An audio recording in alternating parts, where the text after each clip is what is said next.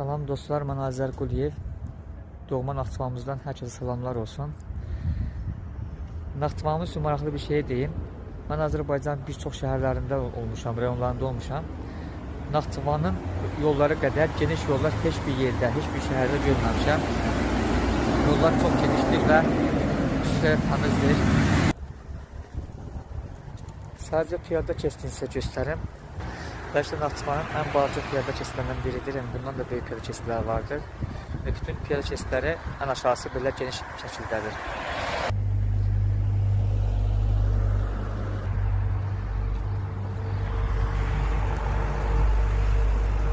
Bu gördüyünüz heykəl Naxçıvanın mərkəzində yerləşən Dədə Qorqud heykəlidir.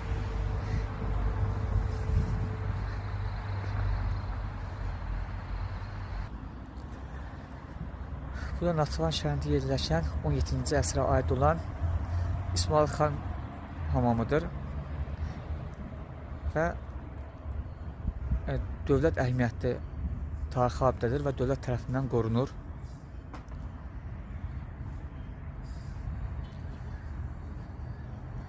Düz doğma Naxçıvanımızın mərkəzində yerləşir, maraqlı bir abidədir.